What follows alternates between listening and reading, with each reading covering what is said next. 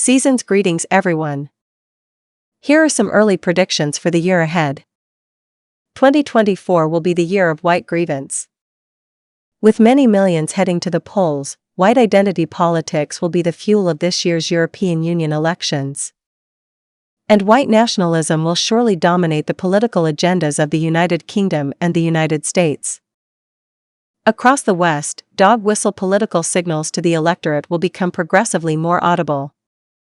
By election day, parliamentarians and their media collaborators will hope to have created a political climate of such fear and loathing that the voters will insist on change.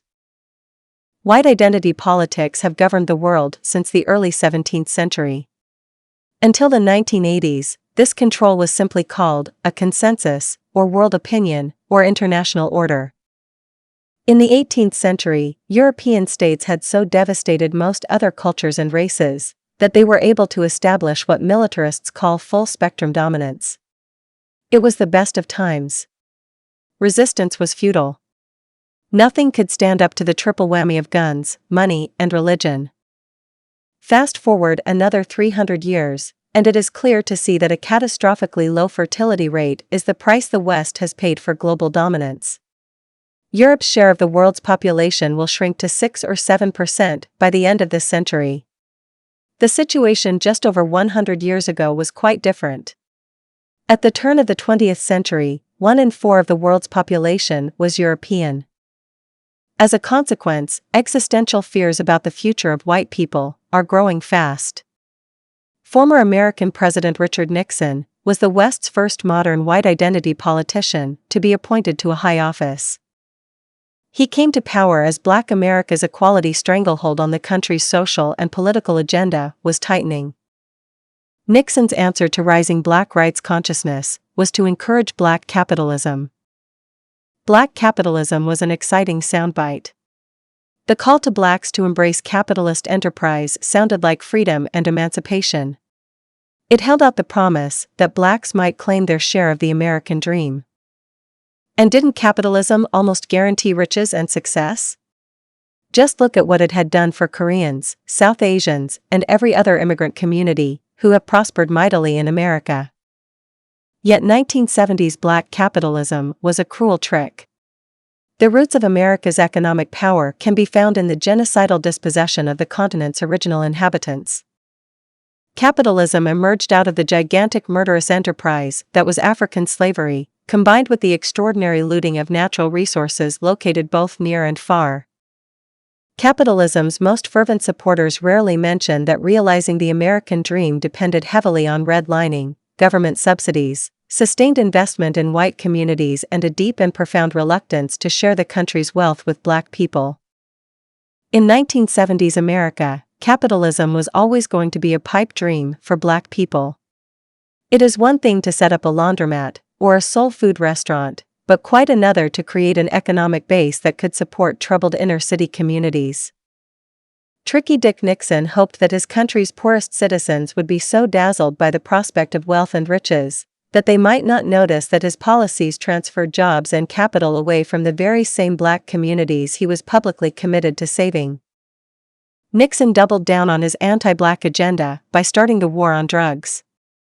The war on drugs was a rebrand of America's centuries-long criminal pursuit of Black communities and was the cynical conclusion to the war on poverty, which Nixon's predecessor Lyndon Johnson had started a decade before. By the time Ronald Reagan took office in 1980 under the slogan "Morning in America," the electorate had already swallowed whole the blatant lie that white people were losing the country. Racial preferences in academic admissions and employment quotas in particular were rolled back in the name of fighting anti-white discrimination. A new political lexicon emerged which was so abstract that it allowed politicians to take aim at Blacks, without even mentioning Black people themselves. When politicians discussed crime pandemics, welfare queens, and drugs kingpins, or addressed tax cuts for hardworking families, or wondered aloud about the scale of public spending, the listening public needed little time to decipher the code words. On the other side of the Atlantic, Prime Minister Margaret Thatcher was educating the British voter on the idea that there was no such thing as society. According to the British Premier, the welfare state would wither if Britons would only commit to higher levels of personal responsibility, individual discipline, and hard work. By the mid-1980s, Thatcher's defunding of programs to help the country's most vulnerable were acclaimed by the media and political class as a necessary medicine to defeat surging fecklessness among the nation's scroungers, the undeserving poor and idlers who just didn't want to work. And yet, the people wouldn't shake their attachment to the belief that help for the young, the old, the sick, and those most in need was preferable to handouts to the rich in the form of privatized state assets. After all, the idea that citizens were entitled to state assistance had become a mainstay of Western thought over the course of the 20th century contest between capitalism and communism. The welfare state was the debt our masters owed to the people after causing two catastrophic global conflicts. It was nothing less than a post-World War II bargain to ward off the political collapse of the 400-year military-industrial experiment, which had exploited Europe's working class just as surely as it had indentured Asians and butchered millions of Africans. But no sooner had government press releases been printed, extolling the extension of national health systems, or education services, unemployment rights, and other features of the providential state, then politicians and their think tank friends began finding ways to restrict such benefits. And yet, politically, every trimming of the welfare state was decidedly unpopular. This goal had to be achieved by stealth. Our masters needed guile, patience, and cunning. Their plans were disguised as necessary financial prudence. And so began a long-term and sustained campaign to encourage the people to turn away from the very protections they had demanded a generation before. But the people remained skeptical. Their judgment was too often unsound. Time and again, voters showed they were against the slashing of vital public services. After the collapse of communism, the idea of greater public spending took root again. And so international Islamist terror replaced communism as the reason why our guns over butter economic model could not be abandoned. If governments couldn't offer protection in the classical sense, they would offer security against external threats, the myriad menaces to the Western way of life and the dangers posed by the enemies within. All these fears coalesced into the retooling of anti-black prejudice as a defining political weapon of our age. Sub-Saharan black migrants were placed conveniently before the public as proof of the external menace. These military-age men, jumping from small boats onto European beaches, were the tip of the spear and a clear and present danger to European civilization. With such framing, so white ethno-nationalism began its long march from the conspiracy fringe to the political center ground. In 2002, Jean-Marie Le Pen, a man who had built a profitable career in French politics as the hammer of North Africans, made it to the second round of his country's presidential election. It was a political earthquake. France's elites had provided the country's racists with political oxygen since the loss of Algeria and the petrol supply shock of 1974. With their power base seemingly at risk, France's decision-makers hit back, marshalling all of their political and media firepower under the banner of the late and decidedly lackluster Jacques Chirac. Le Pen was a landslide loser, collecting just 18% of the vote. Yet, 20 years later, with white grievances now the key vector of French politics, his daughter Marine Le Pen scored a 46% share of the vote in the deciding presidential runoff against incumbent Emmanuel Macron. Le Pen's score came as little surprise. By 2022, the political map of Europe had been redrawn. Decades of financial instability, economic austerity, and media-driven migration panics combined to deliver to ethno-nationalists a near-permanent dominance of political and media narratives. Perhaps, as a consequence, left-of-center parties opted to sideline old-style politics based on the state's role in the economy, in favor of identity concerns. By the end of the 20th century, it was clear across the West that the old working class was not listening to the left. Tax and spend answers to neoliberal predation were unappealing and a recipe for political failure and media scorn.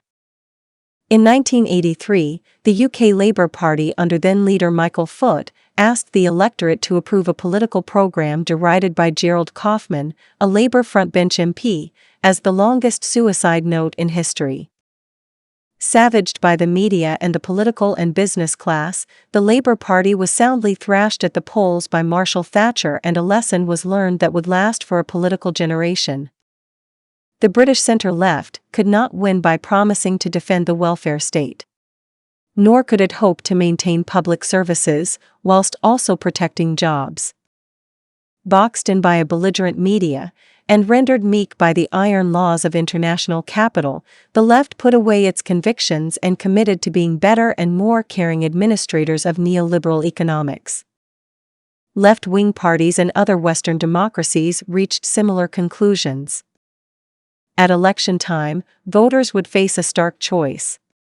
They could choose the right-wing nasties, or go with the energetic, left-of-center nice guys, sharply dressed in their sober business suits, brimming with social convictions and high moral purpose. For a time, this slick conjuring trick worked.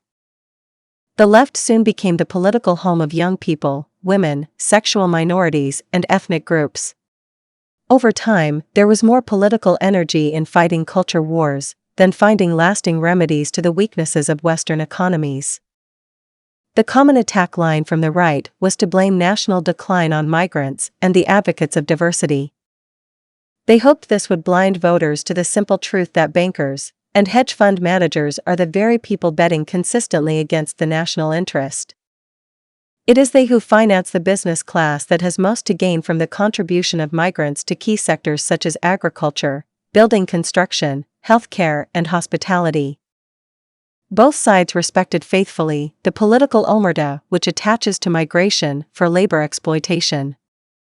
The left preferred to talk up its support of intersectional concerns, in the sure knowledge that its supporters, old and new, would have no choice but to fall in line. This is very much the situation now as we approach seasons of defining elections. Geert Wilders' political breakthrough in the Netherlands in November 2023 was further proof that it is far-right ideologues who now occupy the political high ground in Western democracies. Ethno-nationalists don't need to win at the polls this year. They have already won the battle of ideas. The Great Replacement is no longer a conspiracy for cranks, but a widely discussed political viewpoint. Donald Trump, if he is allowed to contest November's election, knows exactly what is required to win the 6 battleground states that will decide the presidency. A few polarizing racial incidents would go a long way towards helping Trump turn out the white vote.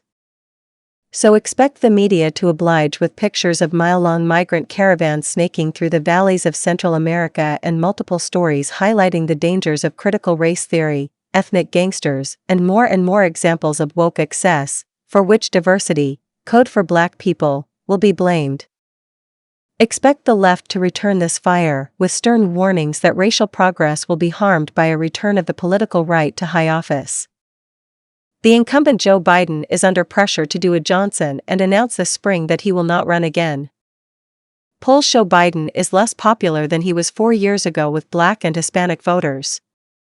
A timely race scandal, a police beating, examples of everyday petty racism, the mainstreaming of high-profile black fire starters, or movement on reparations for slavery, would provide the political outrage and media talking points needed to mobilize quadrillineal minority rage.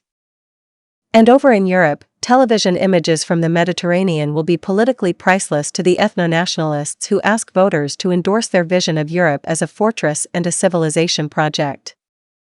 With the United Kingdom's general election also hovering on the horizon, you might think that the British Conservative Party is less well placed to offer such political catnip to voters.